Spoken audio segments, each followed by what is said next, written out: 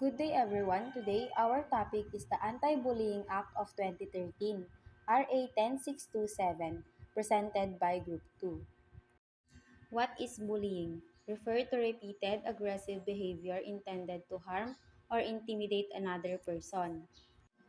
So, ang bullying ay paulit-ulit na ginagawa ng isang tao o individual upang makapanakit o manakot, manginsulto sa isang biktima na hindi makalaban o walang kakayahang lumaban. Pwede silang mangbully through verbal or non-verbal, physical, social, cyber, at prejudice. Example ng verbal bullying. Laging tinutokso at tinatawag na pangit at bobo si Joy ng kanyang mga klase araw-araw. Example naman tayo dito sa physical bullying. Palaging tinutulak at sinusuntok si Mark ng ilang estudyante tuwing recess at inaagawan pa ito ng pagkain araw-araw. Paano ito naiiba sa simpleng asaran lamang? Ang simpleng asaran ay walang negative or bad effect sa isang tao. Samantalang ang bullying is nagkakaroon ito ng bad effect or negative effect sa isang biktima na nagdudulot ng depression, stress, or anxiety. Minsan naman, may mga nababalitaan na dahil sa bullying is nagpapakamatay sila. What is the Anti-Bullying Act of 2013, RA 10627? This law aims to protect students from bullying in elementary and secondary schools. In September 12, 2013, President Benigno Aquino III signed the law and March 12, 2014 started working. So, ginawa itong batas na ito upang protektahan ang mga mag-aaral laban sa bullying, physical, verbal, social, at cyberbullying. This law is nilalabanan niya at pinipigilan ang anumang uri ng bullying sa loob ng paaralan. Nagre-create din siya ng safe environment para sa mga estudyante. Noong September 12, 2013, President Benigno Aquino ay pinirmahan niya na itong law na ito at noong March 12, 2014 ay nag-start na itong ipatupad. We have 5 types of bullying. First is verbal bullying, second, physical bullying, third, social bullying, 4, cyberbullying, and 5, prejudice bullying. Halimbawa ng verbal bullying ay pagsabi ng tanga, bobo, pangit sa isang biktima na nagkukos ng harm or negative sa kanya. Halimbawa ng physical bullying ay panununtok, pananampal. Dito naman sa social bullying is may pagkakapareha sila ng verbal bullying. Kaso dito sa social bullying is may nasisirang relasyon. Halimbawa ng cyberbullying, nag-post si Mika ng kanyang selfie sa kanyang personal Facebook account.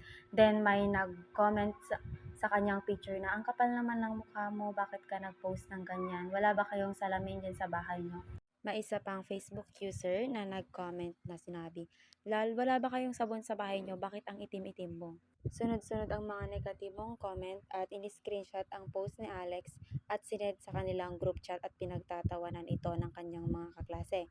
Hindi siya makatulog at nai-stress na siya, nahihiya din siyang pumasok sa kanilang school.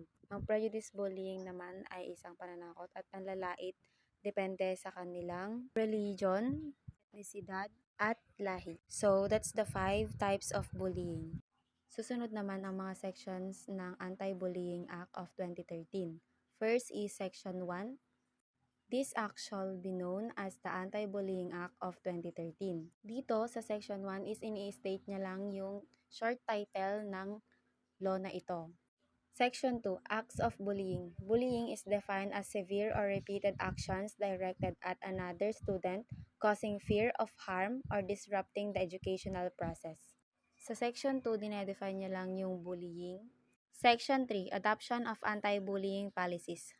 All schools must adopt and regularly update anti-bullying policies. Dito sa Section 3, dapat ang mga schools ay mai-adapt ang policies ng anti-bullying and also kailangan nilang regularly na mag-update ng kanilang anti-bullying policies. Section 4, Mechanism to address bullying. The school principal or designated officer is responsible for overseeing the anti-bullying policies. Sa Section 4, kailangan ng school principal or yung designated officer, kung sino yung inatasan nila na responsible parang magtingin sa anti-bullying act policy nila. Dito kailangan nilang tignan yung mga bata kung nakakaranas ba sila ng bullying. And also, kailangan nilang tignan kung naipapatubad ba ng maayos ang kanilang policy. Section 5, Reporting Requirement. Dapat yung school ay ini-inform nila ang division superintendent about sa mga policies sa school nila at dapat silang mag-submit ng annual report about sa mga insidente about sa bullying. Section 6, Sanction for Non-Compliance. Administrative sanction or punishment given by the Deputy Secretary to school officials who don't abide by the law. Ang parusa na ito ay pwedeng warningan muna at sa susunod na kanyang paglabag ay pwede siyang ma-suspension sa kanyang posisyon o ma-dismiss siya sa kanyang trabaho. Section 7, Implementing Rules and Regulation. Guidelines are established for how schools should handle bullying incident and the procedure for reporting and investigation. Section 8, Separability Clause. Kapag ang isang provision of this act is declared to be unconstitutional or invalid, ang ang ibang section or provision ay kapag hindi ito naapektuhan, ay ito'y magpupatuloy. Section 9, Repealing Clause. Lahat ng laws or regulation ay kapag inconsistent na siya,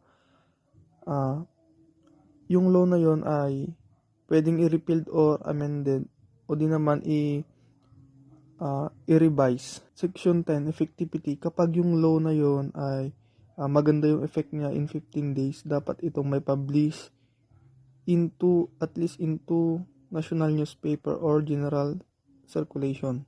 Bakit nga ba kailangan nating itong law? First is bullying is a big problem. Big problem. Kasi madaming naitala na nakakaranas ng bullying ng mga estudyante sa loob ng paaralan, which is nagkukos ng anxiety, stress, and depression. Minsan, kapag hindi na nila kinakaya ng mga estudyante, kinikitil na nila yung sarili nilang buhay. Second is school need to be safe. Bakit kailangan maging safe yung school? First, doon nag-aaral yung mga bata, mga estudyante. So, kailangan nila ng safe na environment para makapag-aral sila ng maayos and also mahinder sila gawa ng mali. Third is protection for victims. Kailangan proteksyonan yung mga biktima para hindi na maulit at hindi na nila ulit maranasan iyon. Where the law helps. First is all schools. Natutulungan yung mga school para maging safe and free from bullying. Second is online.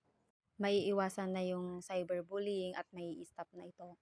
What does the law do? First is explains bullying. Explain nito kung ano yung bullying sa mga estudyante at sa mga tao. Second, helps school stop bullying. So, tinutulungan niya yung mga school para i-stop yung bullying para maging free. Third is makes everyone safe. Thank you for listening.